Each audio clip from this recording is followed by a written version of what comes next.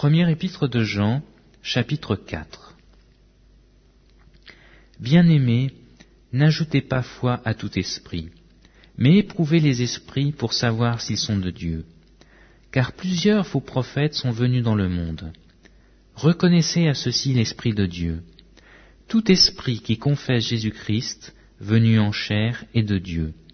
Et tout esprit qui ne confesse pas Jésus-Christ venu en chair n'est pas de Dieu. C'est celui de l'Antéchrist, dont vous avez appris la venue, et qui maintenant est déjà dans le monde. Vous, petits enfants, vous êtes de Dieu, et vous les avez vaincus, parce que celui qui est en vous est plus grand que celui qui est dans le monde. Eux, ils sont du monde. C'est pourquoi ils parlent d'après le monde, et le monde les écoute. Nous sommes de Dieu. Celui qui connaît Dieu nous écoute. Celui qui n'est pas de Dieu ne nous écoute pas. C'est par là que nous connaissons l'esprit de la vérité et l'esprit de l'erreur. Bien-aimés, aimons-nous les uns les autres, car l'amour est de Dieu, et quiconque aime est né de Dieu et connaît Dieu. Celui qui n'aime pas n'a pas connu Dieu, car Dieu est amour.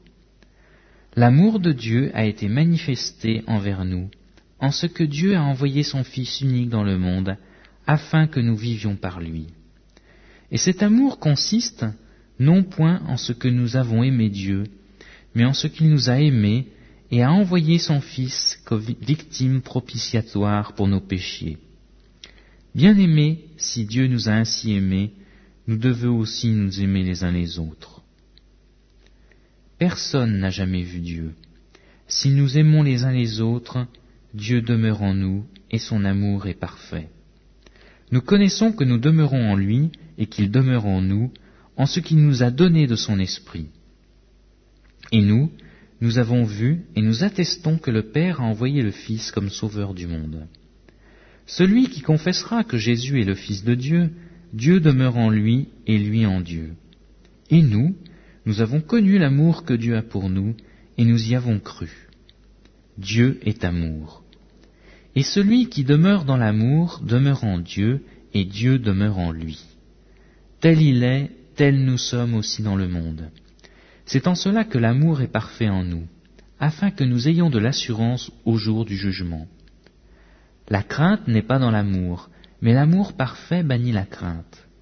Car la crainte suppose un châtiment, et celui qui craint n'est pas parfait dans l'amour.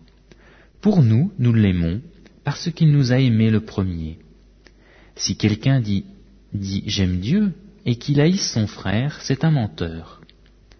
Car celui qui n'aime pas son frère qu'il voit, comment peut-il aimer Dieu qu'il ne voit pas?